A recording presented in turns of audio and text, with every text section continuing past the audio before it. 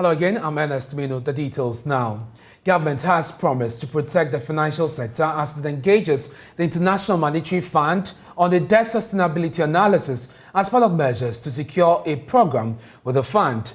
It's day 4 since the IMF team started engaging government on a promised $3 billion credit support to help resuscitate the economy. But the restructuring of Ghana's debt portfolio is a prerequisite to closing the deal. International ratings agency Fitch has already warned any attempt to restructure local bonds will affect the banking sector. But addressing the media yesterday, Finance Minister said he is hopeful of a win-win situation at the end of the analysis. As stated in our press release dated 26 September 2022, on the commencement of the IMF negotiations, having a sustainable debt path is a prerequisite for the IMF program. Therefore, the IMF, World Bank, and the Ghana team are currently undertaking a debt sustainability analysis to inform the program negotiations. Ghana needs a viable domestic financial system to support its development program, especially in these 3 years of limited access to international capital markets. Therefore, everything must and will be done to protect our financial sector. And there must be room for a win-win conversation through extensive stakeholder engagement with both our domestic and external investors. This is a government that protected the savings of 4.6 million Ghanaian depositors with the reform of the banking and financial sector. Even in our early days, we owe it to the economy and Ghanaians to keep protecting it. Now, Kenneth Friata is also optimistic that government can secure a deal with the IMF by the end of year. He notes that any further delay will worsen the situation. Formal negotiations for a fund-supported program began on Monday, September 26, 2022, and discussions are advancing smoothly.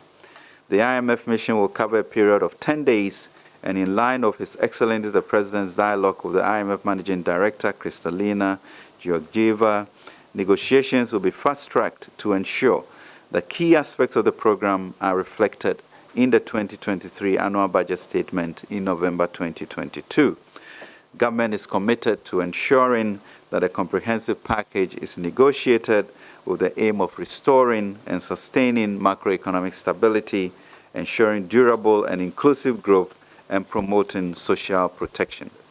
Ghana has always had a collaborative approach with its partners, and we shall, I'm confident, come out of an historic arrangement.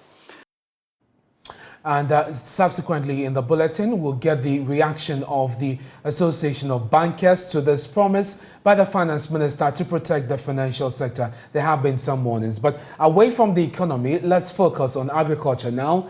Stop food waste for the people and the planet. That's a theme for this year's International Day of Awareness of Food Loss and Waste. The awareness creation is to emphasize the need for the world to take collective action to address the impact of food and waste and ensure availability.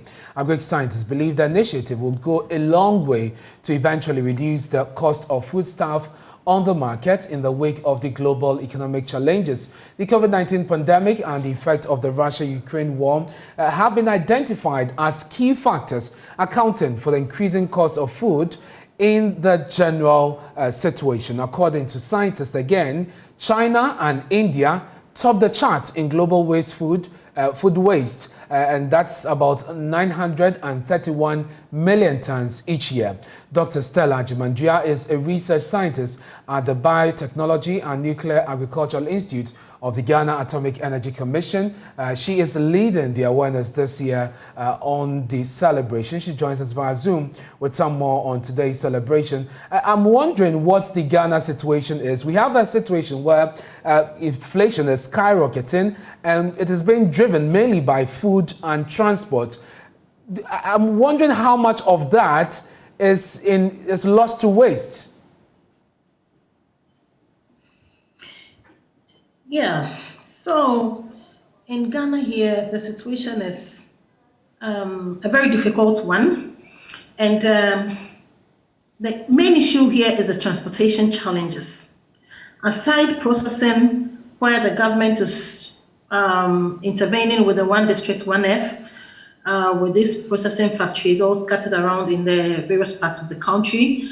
Transportation is one big challenge that we are faced here when it comes to food loss and waste. And so can you give us an idea of the quantum of how much we are losing with what we are producing already, which appears not to be enough because of these transportation issues and also very expensive for the general population? Actually, if you look at the sub-Saharan African country generally, we are looking at Africa generally. If you look at the sub-Saharan, we are losing about 223 million tons of food every year to food loss and waste, which is a very huge amount. In Ghana here, we are looking about 37% of this wastage from food loss and food waste. And so it's a very huge challenge, and it is not limited to only vegetables and fruits, but with our staples as well. Would you say a greater percentage of the 33 you mentioned is as a result of some of these systemic issues? And you initially mentioned transport, which is a major factor. Would you say that contributes to the huge part of the wastage that we are seeing, or is just attitudinal at the individual level? Well, it is 37%, as I initially said. And it is not only with the transportation system. This is a collective percentage that deals with the transportation, the packaging and processing, the attitudinal aspects, which is as a result of the consumer rejection or rejecting the produce due to aesthetic defects. So all these in all this portion attributes to this level of waste. In looking at the food wastage itself, or food waste, it's about 17% of food waste. And the other 20% is the food loss from producers through to the transportation chain to the consumer level. So it is not limited to just one aspect, but throughout the production chain. The current war in Ukraine appears to have exacerbated the issue because of a disruption in global food supply chain. What can we do in Ghana in order to mitigate the effect of this? Yeah, if you look at the Russian-Ukraine war, we get this importation of fertilizers from these countries.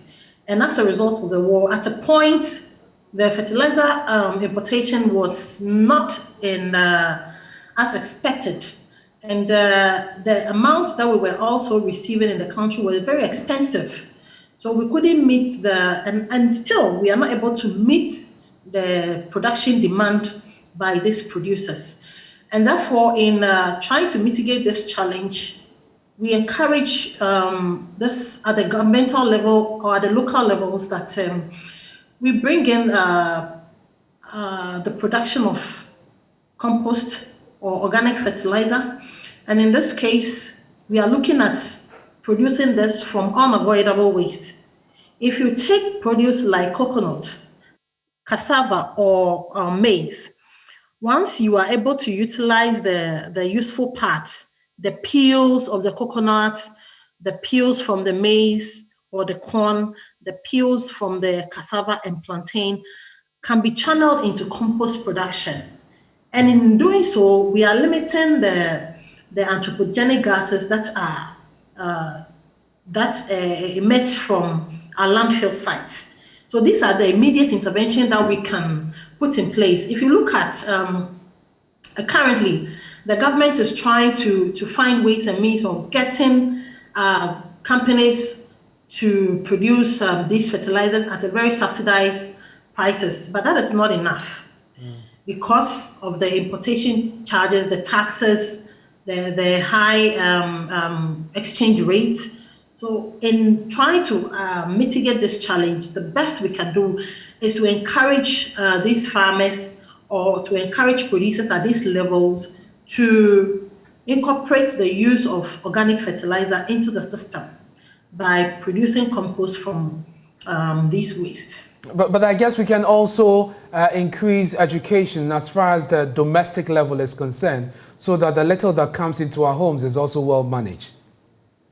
Yeah, for the education, we began this at the beginning of the year. We started this campaign. We were in Ashanti region in collaboration with the Kumasi Metropolitan Assembly, where we went around to the various market centers, sensitizing the people on the media, engaging them on how, at the level of the consumer, it is not really necessary that you buy carrots from the market, you buy tomatoes, and you find some aesthetic defect and you reject them.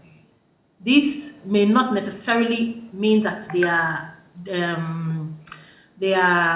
how do you call it? They are deteriorated. They are not wholesome? They aren't. Yes, or deteriorated, no, or unwholesome. So in this case, we encourage consumers that, of course, you should be able to accept the produce, and also the producers and the marketers. It is very important that if you look at this issue, it's more like everybody coming on board, right from the governmental level, the Food and Drugs Authority, making sure that marketers are meeting the quality standards of production. Right. And it's not just, yes, that is a very key issue that we should tackle.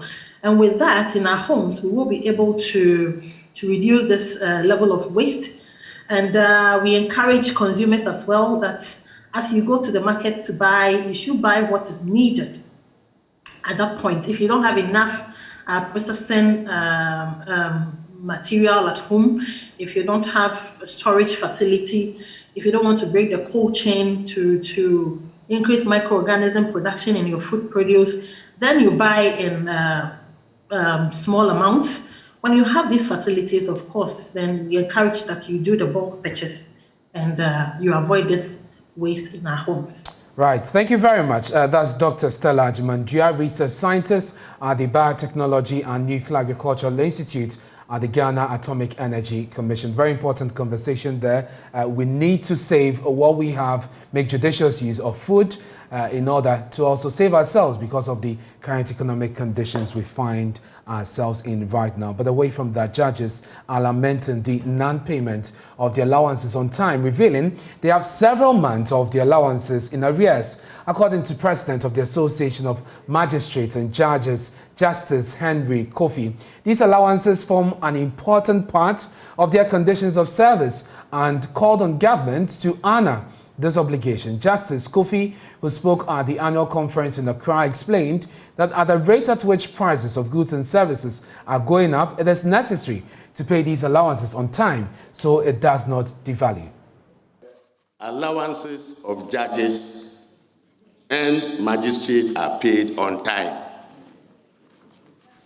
My predecessors,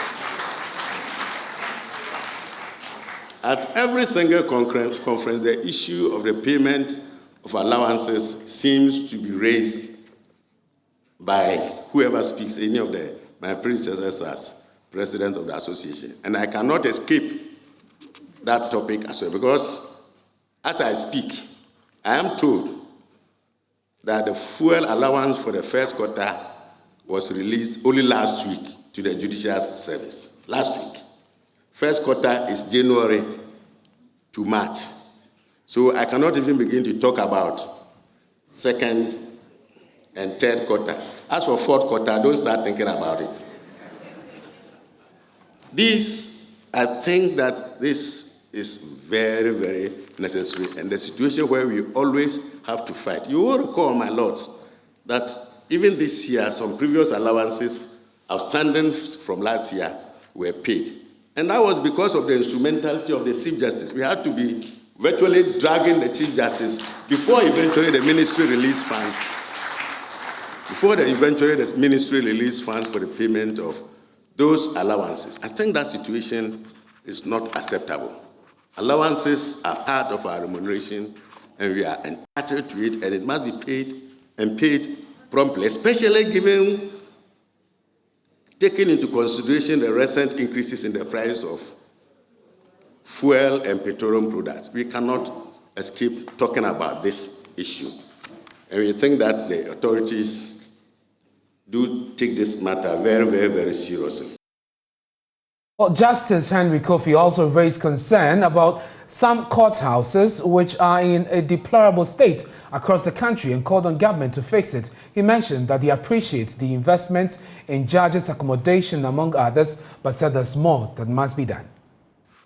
The association has taken note of the recent infrastructural development that are being undertaken by the government through the District Assembly's Common Fund. And these include the construction of 20 townhouses for Court of Appeal judges, which have been completed in Kumasi, and I'm told is due to be commissioned in the middle of October this year, so that judges of the Court of Appeal, so that there will be no need for judges of the Court of Appeal to be trekking from Accra to Kumasi and some flying to Tamale and other places. These bungalows have townhouses come with amenities including swimming pools. That is for those who know how to swim.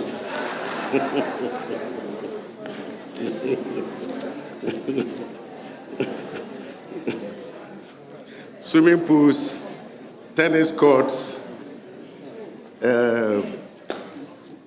and a bar. We are going to draw the attention of the authorities while carrying out this infrastructure development of the very deplorable situation of the Cape Coast Court Complex. The association has decided that we would drum home this point about the deplorable condition of the Cape Coast Complex. I happened to have gone there in June. I was passing through to the Western region on a day when it was raining. And I just thought I should pass by and see one of my colleague judges. It was raining. And of course, I've been there several times and I know that it's in a very deplorable condition, but I never knew that it was to this degree. I don't want to bore you with what I saw. You may not like it, but it was very, very unacceptable. And I would want to say that the Cape Coast Court is not fit for the purpose for which it was built.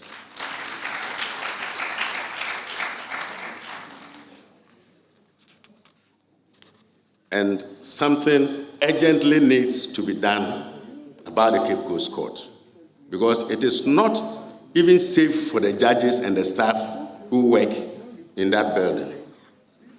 I will also add that there's also the issue of an abandoned High Court complex at Wa, which has also been left uncompleted for a long time.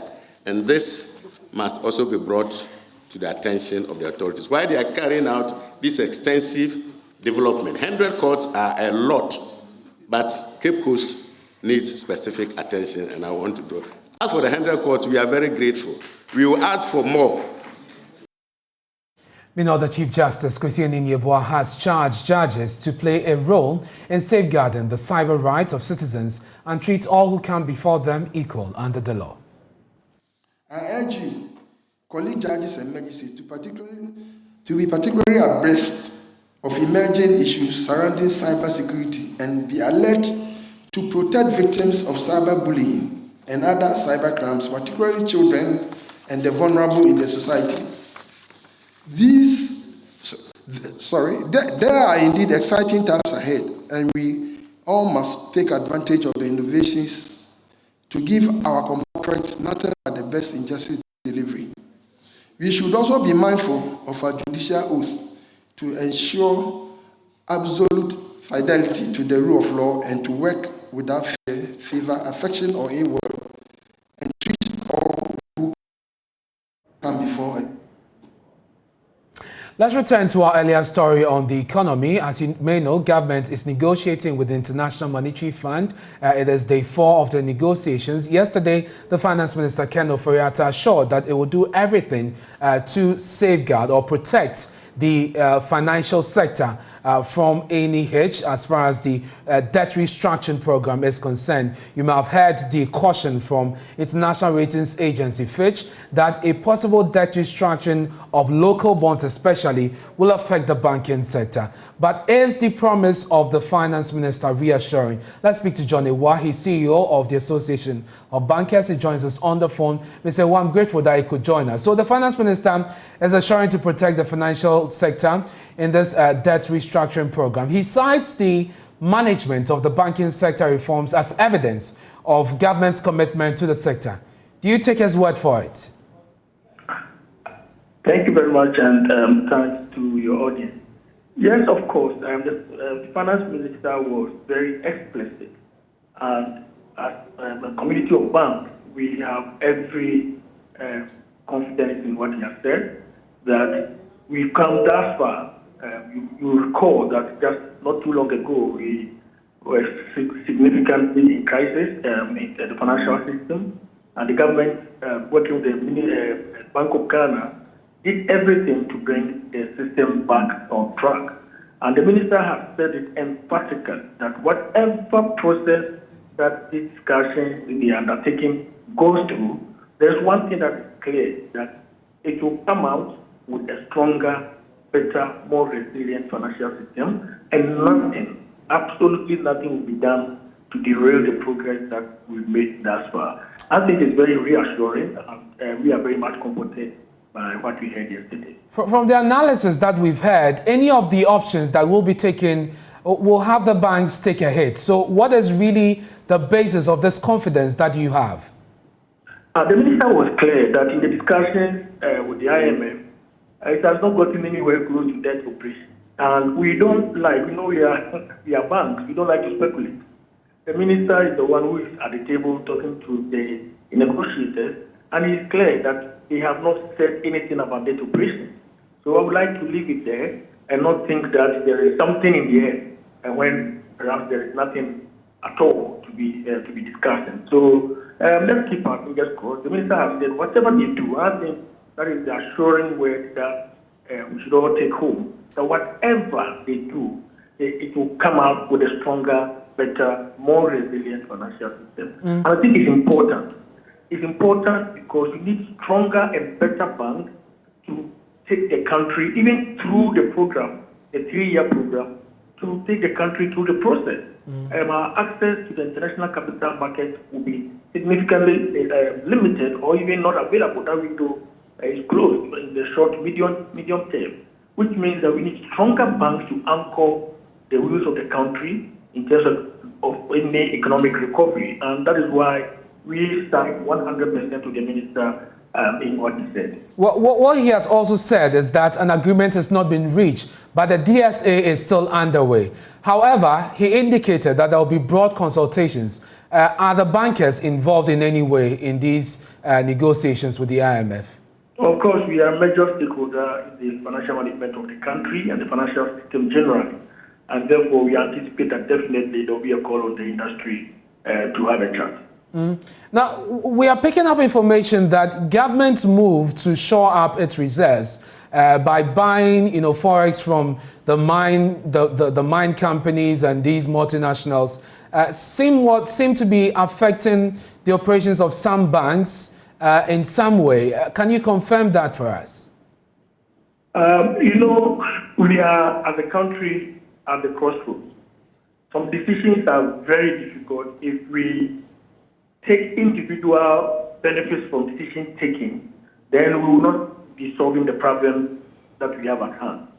The central bank said the measures were temporary. They were measures that have been introduced to solve the imminent currency collapse, which through the processes that we've gone through, we've been able to bring the pace of depreciation downwards or slow the depreciation rate. So if there are actions that must be taken in order to ensure the stability that the country needs, it may be painful in some contexts, but the overall objective is to ensure that we have a stronger economy.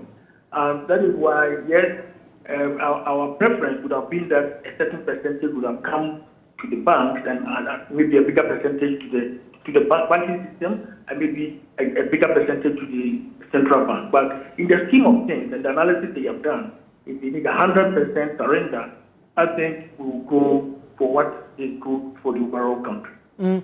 So this measure is definitely having some effect on your operations, but as you did indicate, the government says this is a temporary measure. I mean, the Bank of Ghana says this is a temporary measure. What will be the limit for you, beyond which time you cannot continue to endure the challenges that this poses to your operations? I can't put a time to it.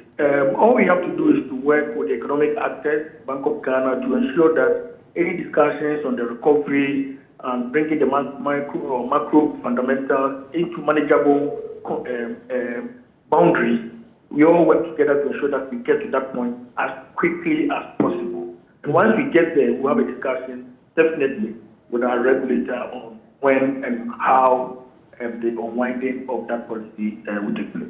Mr. Ewa, thank you so much for your time. That's CEO of the Association of Bankers, John Ewa. Let's do some other stories now here on JoyNews Desk. The Northeast Regional Director of Health Services, Dr. Abdullah Abubakar, has revealed that the number of women and girls dying or suffering complications from unsafe abortions is on the rise in the region. According to him, the region at the end of June this year recorded 501 cases of abortion, out of which 304 pregnancies were unplanned and deliberate attempts were made to terminate them. The director was speaking at the launch of a project to improve access to comprehensive abortion care services in the region. The goal of the project is to minimize needless deaths and complications from unsafe abortion and to uphold women's rights to safe abortion. The 4-year project would extend comprehensive abortion care and long-term family planning services to 15 health facilities in 4 districts in the region.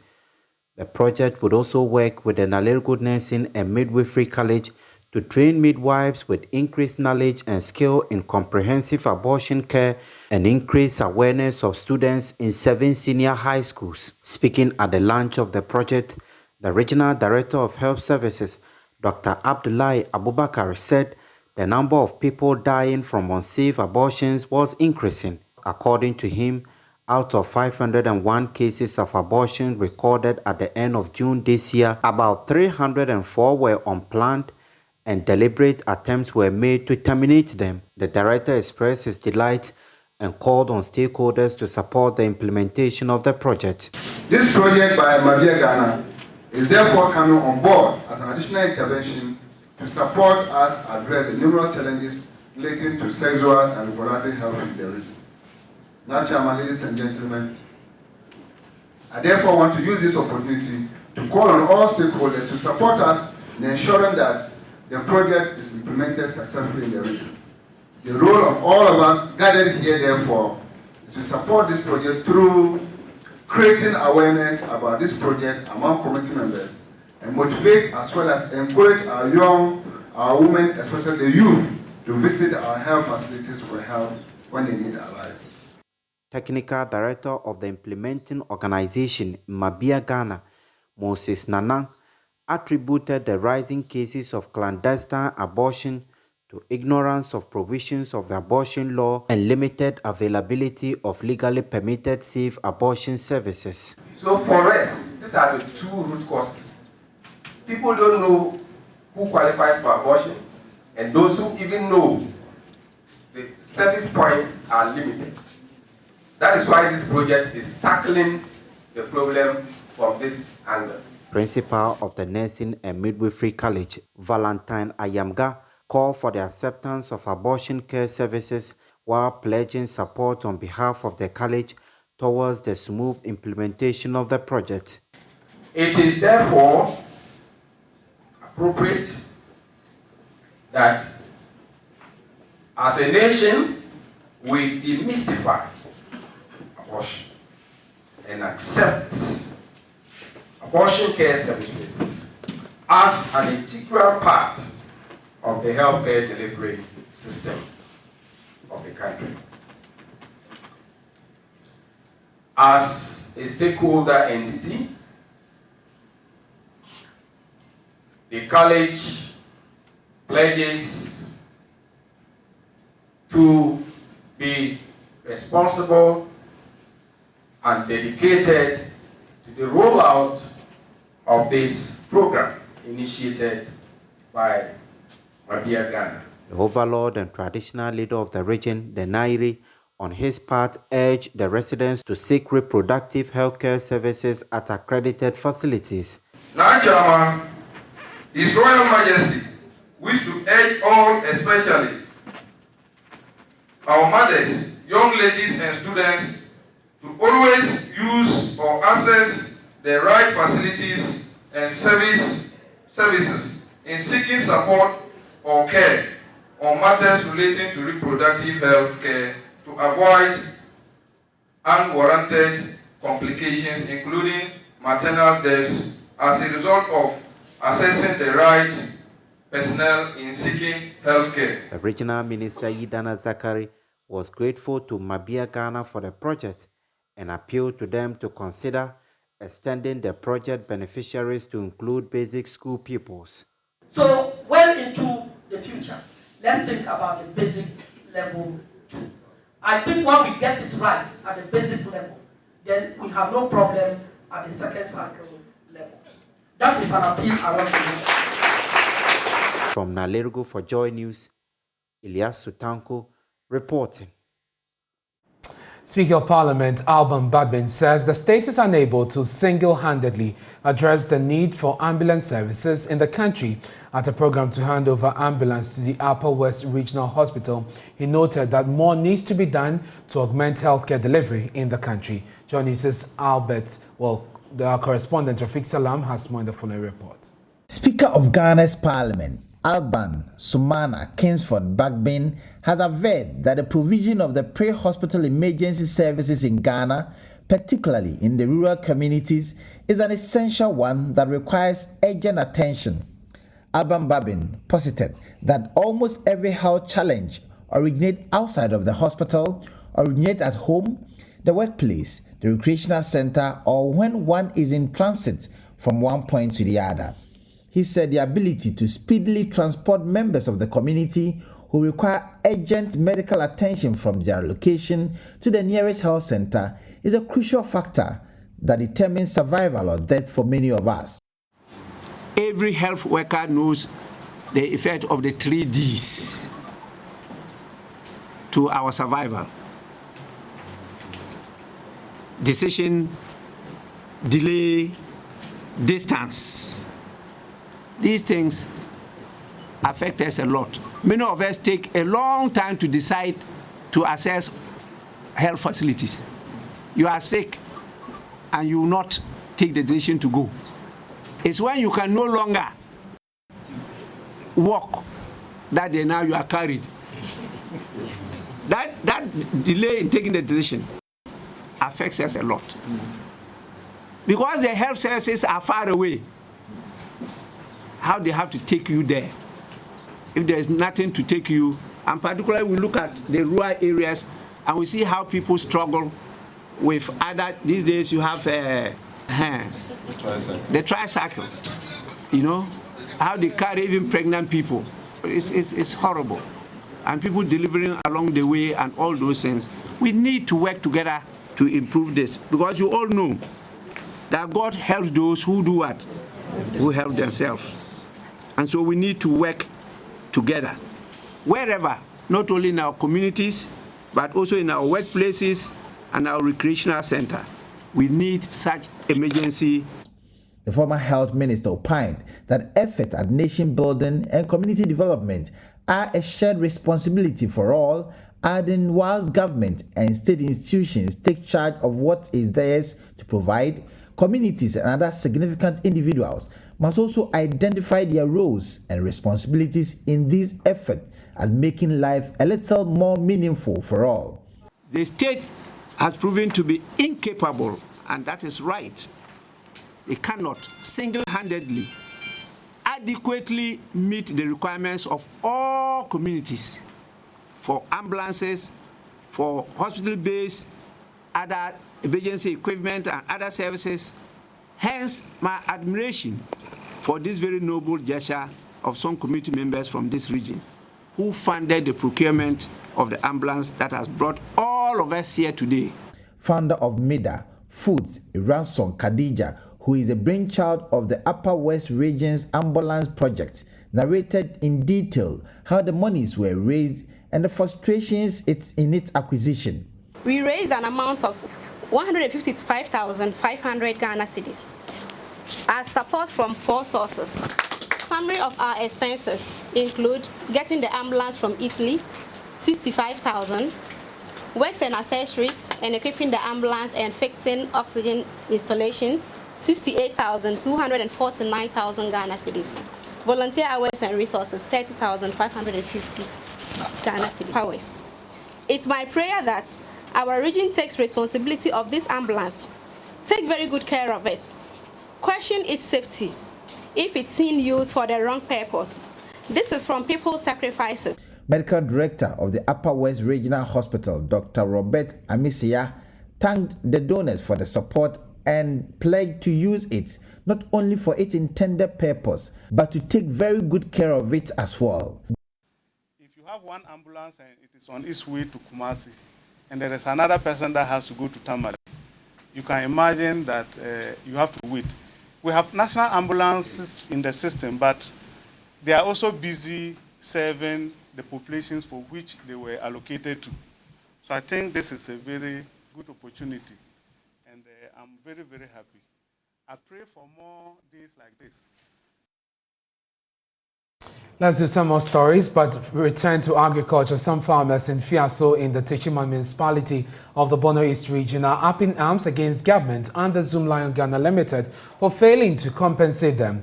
It's been over 16 months since their 30-acre of farmlands were destroyed to pave way for the construction of a 15 million euro solid waste treatment plant in the area. The agreed farmers are giving government a 1-week ultimatum to pay them their compensation, or they will reclaim their land. Anasabet reports. The President, Nana Addo Dankwa Akufo-Addo, in September 2020 cast salt for the construction of an integrated recycling and compost plant at Fiaso, a suburb of Techiman in the Bono East region. The construction of this solid waste treatment plant is, however, under threat 2 years after the salt cutting event, as affected farmers whose more than 30 acres of farmlands were destroyed are yet to be compensated. Leader of the group, Nana Ahenkan, told JoyNews that 16 months after the commencement of the project, all attempts to get compensation from Zoom Lion has proved futile.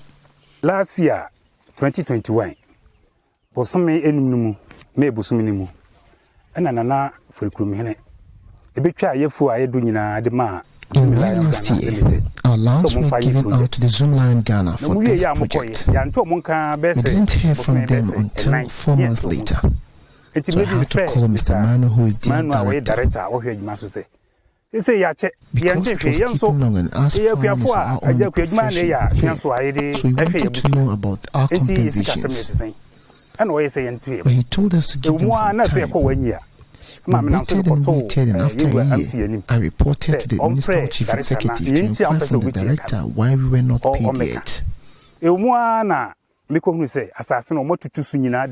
this same period, they started destroying our farms in an attempt to commence work.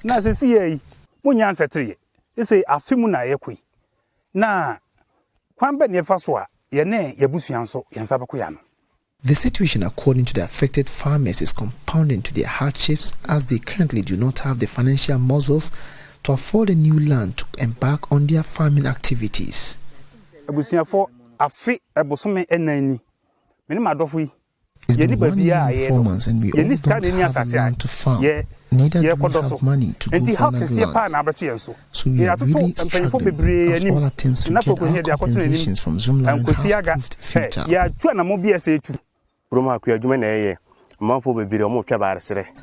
farmers are preparing their lands for the planting season, and because we don't have money, we can't do the same.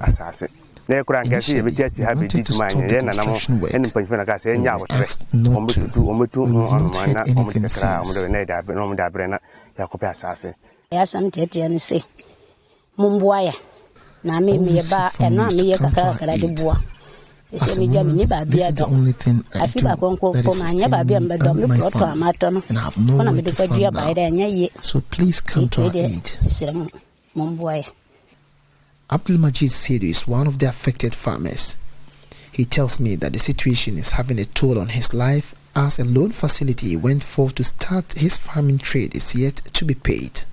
Loan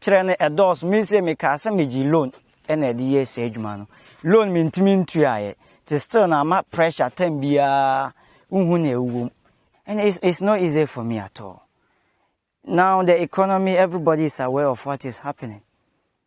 So in fact, we are going through a lot. As at now that I'm speaking, getting money to go for another land, because the yam season is starting next month. But here is the case, we are still here. We don't know where to even get money to start a new yam. Nana Ahinka and the affected group are, however, giving government and the Zoom Lion a week-long ultimatum for a positive response, or they will be tempted to reclaim their lands and stop the construction work. Yes, Remo. Mama, Zoom Lion paying for us on tea. Yes, some every Can we get this to the management of Zoom Lion? We are giving them a one-week ultimatum. If they don't settle us, we will reclaim our lands because the land still belongs to us. So get this across to them.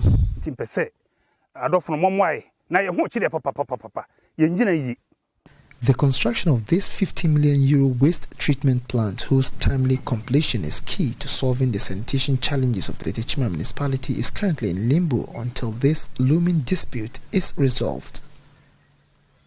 Anna Sabit, JoyNews, Fianso. Still on agriculture, turning agricultural waste into useful material. That's the mission of agricultural technology company Judicial, which is focused on adding value to waste materials generated from the agriculture sector. And they have launched a tissue manufacturing company. Emma Davis has more on the following report. The management of agricultural waste has become very important because of the negative effects of the inappropriate disposal yield on the environment. The resource recovery from agricultural waste, which converts waste into available resources, can reduce the waste and new resource consumption. In view of this, DGS, an agricultural technology company, has diversified into making tissues. Today's occasion is specifically the scale-up of our tissue manufacturing line of business from a small prototype to an actual mid-sized business with a strong traction. And it was born from agricultural technology challenge. The goal was to add value to farmers.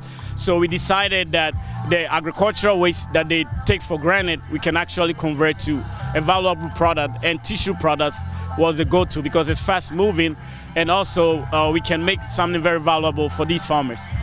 Mr. Osei indicated that Ghana's tissue industry is a viable one, hence urged startups that would like to work along the value chain to join.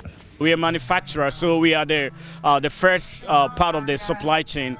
So distributors come to us, they wholesale like thousands of bags, then they in turn resell to retailers. We do have an internal brand, but also we give all well-off individuals to bring their own brands and color themes, and they're able to create their own tissue companies with us. So we do all the manufacturing, and all they have to worry about is marketing and getting customers for their own products. We are hiring, we want to impact the youth, we want to impact the women, we have programs for them, so we want them to be involved, and we invite them to come visit us, write to us, and also visit our social media platforms. This is News Desk with me, Ernest. Time now for a break. On Worry 10, we have business for you. Stay.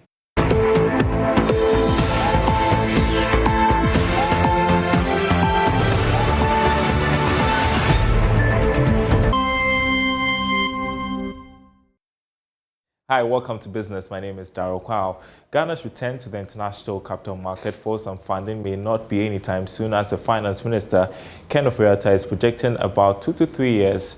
According to him, the government needs to work on its current economic downgrades and other fiscal measures in order to have easy access to the market. He was speaking at a press conference on the state of Ghana's economy. Ghana has been out of the international market due to various unfavorable economic conditions occasioned by the depreciation of the local currency and other macroeconomic factors.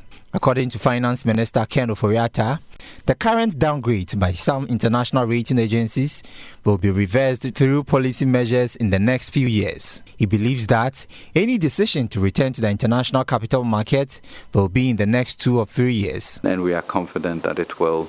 I think returning sort of access to the international capital market is going to take a bit of time, 2-3 years, and so during that period we'll work on our ratings also to be able to get there. He therefore described the recent downgrade by Fitch as very unfortunate and likely to have an adverse effect on Ghana's bonds markets. It's unfortunate in their email to us, they referred to the Bloomberg article that influenced their decision.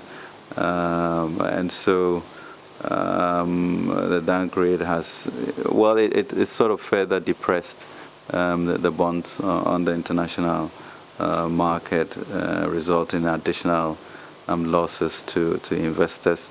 I mean, once we got downgraded to CCC, we are also expecting that the economic program that is going to be that is being worked on, which will be the sort of the basis for the IMF discussions, will then, help us to come back to some strong matrices to then be able to get our sovereign ratings revised over that period. Ken Ofori-Atta is therefore hopeful of reaching an agreement with the International Monetary Fund before the next budget presentation in November.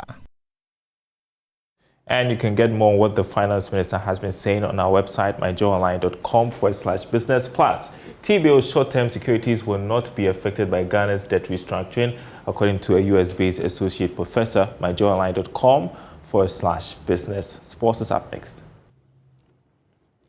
Let's find out what's happening in sports, and to bring us up to speed, Lawrence, our man, is here. Good morning, Lawrence. Good morning, Ernest. Bad news this morning for Ghana football. Tell us about it. I don't want to be the bearer of bad news. The news that we want to hear. Every season when you are going to start a campaign, you want to go into the season with the mindset that all teams are prepared, the FA has no issues. We started the season quite well, but then just this morning we've received the news that the GFA has to put the Ghana Premier League on hold for what looks like an injunction from the Human Rights High Court. Remember, prior to the season, or midway, somewhere through last season, 2 clubs were issued ban for match manipulation, Interlice and then Ashanti Gold. I remember very well. They were back and forth prior to the start of this season as to whether Ashgood were going to set that ban. They appealed it. The FA didn't heed to it. They started the league. This weekend would have been match day 4 of the Ghana Premier League. Yeah. But after Kotoko played their match day 1 outstanding game yesterday, this morning the FA issued a communication that the High Court, the Human Rights High Court, has asked them to put the league on hold, what looks like an injunction. So what that means is that we will not see any Ghana Premier League action over the weekend from now till when the case will be heard on October 14. That's where they'll hear the case. It's a bit worrying because we've had a sponsor on board. We have so many partnerships on board. So we are expecting that we have a Premier League season that is quite exciting, interesting. And it has ripple effect. I mean, even for us, the media, because we plan along these lines as well. You look at the shows that people have done, look at the discussion people have had around the Ghana Premier League. You feel not the maximum support that we are getting, but at least we are making steps to bring back the love for the Ghana Premier League. But then some of these news draws us back, and then we have to start all over again. Even before the GFA issued that the league will be on hold, Ashgood had received their share of the bad news as well, because news came in that they have now been banned indefinitely. Ashgood were supposed to play in this Division 2 this season. However, they are still dealing with the club president, Dr. Koko Frempong, and his son, who were issued 10 years and 8 years ban respectively. They still have their signatures on documents of the club. Well, the law says that if these individuals or an individual is banned, definitely you should disassociate yourself with them, from them. But that's what the club is doing at the moment. And then the FA has taken notice and then issued an indefinite ban on the club. So Ash Gold cannot partake in any GFA competition at this point. So this was before the injunction? Yes. But is this the same Ash Gold that's in court? Yes, it is the same Ash Gold. Challenging the previous decision. But now, well, it's going to be an interesting time in court. I mean, especially... We will have to wait till October 14 to see what discussion will be, what decision will be made. Because I feel... if you are going to play in the Division 2, we've not heard much from Interlies who I feel are very cool with it. Probably they also have their own dealings as time goes on. Yeah. But then Ash Gold are making a very big case out of this. And then probably you have to pay attention to what the court will say on October 14 to see whether we can carry on with the season, or probably we have to make some decisions as well. Lawrence, thank you very much. And that's our show this morning. That's it for sports and news text. My name is Ernest. We have more stories on myjoyonline.com. I'll be back at midday to bring you from news from around the world. Good morning.